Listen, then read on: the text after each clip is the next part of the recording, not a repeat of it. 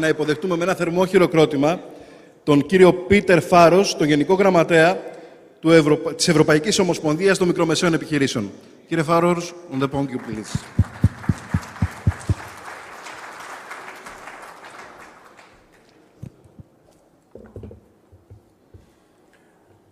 Ladies and gentlemen, friends, it's your 20th birthday. And you know, when an organization is 20 years, it's forward-looking, it is full of good hope, and what you have to inject is maybe a little bit of realism. I will try it, as I have tried it this morning, because in essence, we had an informal ministerial council on cohesion policy. And this morning, the subject of the agenda was small and medium-sized enterprises. Your concerns, our concerns. UEAPME, the European Association for Crafts and Small and Medium-Sized Enterprises, was invited as the only European organization to try to bring over messages to ministers. And I think I should repeat it to you as I've done it today to our ministerial colleagues. We represent more than 99% of European enterprises. We represent 66% of employment in Europe and at least 50% of turnover. From these figures, you can draw one conclusion. There will be no economic recovery in Europe if there is not economic recovery for small and medium-sized enterprises. This is a fact. And this was my first message to ministers.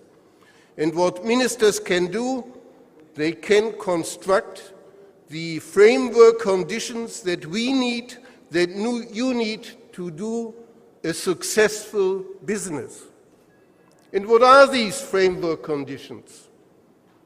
Number one concern of SMEs in Europe is access to finance. We are living in a very, very strange world, ladies and gentlemen. Never, ever in Europe has there been so much cheap money.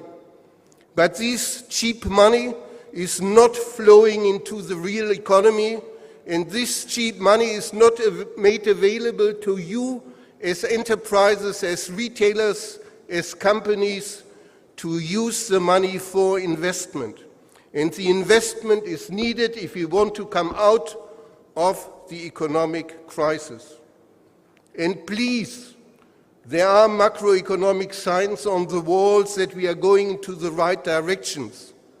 But this is not true for SMEs. We have just done our Eurobarometer for the second half of 2013, and the result is that the reality is worse than the expectations in summer 2013.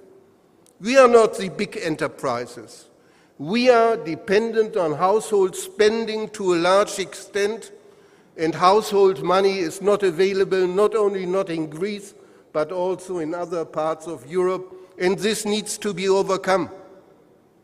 We know that the banks are reluctant to lend. We know that they have still toxic assets in their portfolio and have to safeguard their own positions. And what is surprising this morning, we heard a lot about European instruments to change the situation. And when I have my board meetings or the General Assembly meetings, the message from you is, what I do not need are centralized European funds. I have to go to the bank around the corner and have to do business with them. So we have to find a financial construction where you still can depend on the traditional banks, but via these traditional banks we have an influx of finance into the system for SMEs. You are never going to Luxembourg directly to ask for a loan or to ask for risk capital. This needs to be done in another manner. This was the first message I conveyed to all the ministers in the room. And the second priority that we have is we need better access to markets. We need to realize the internal market.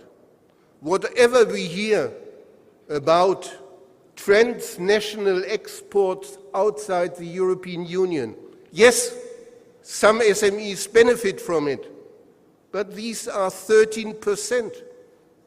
The other 87% are making their business either in the region, in the nation, or just over the border to the neighbors.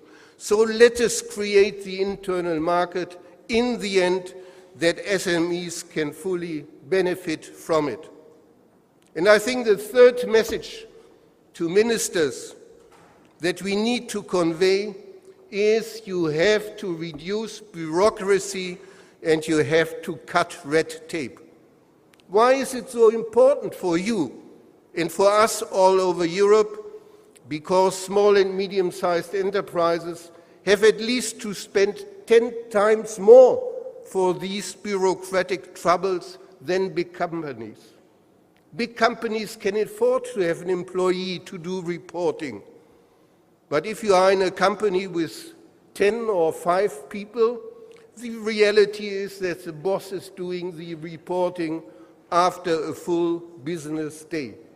This is the situation, and therefore we are pleading so much that it is reduced, this red tape.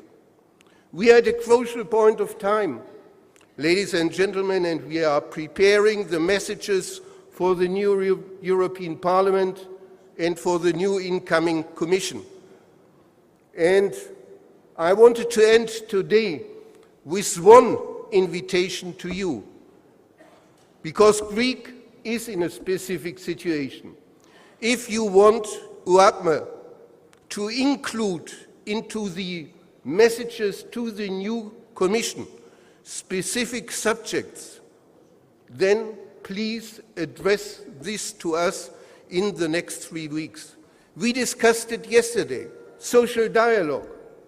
UEAPME is a social dialogue partner. But for me it is perverse. There cannot be a European social dialogue if there is not a social dialogue in the member states. This is artificial. What we need to have is a bottom-up process and not a top-down from Brussels on social dialogue. If you have other subjects, because I know the situation here is very difficult. Yes, household income is going down. And you, as retailers, have hardly any possibility to increase prices. On the other hand side, taxation is increasing. So what is the result?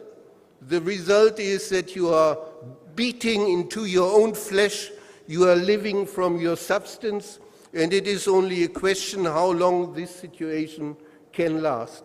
So, if you have subjects, if my association, as one of your mother associations, can be of help, don't hesitate, put the words to us, we will march together.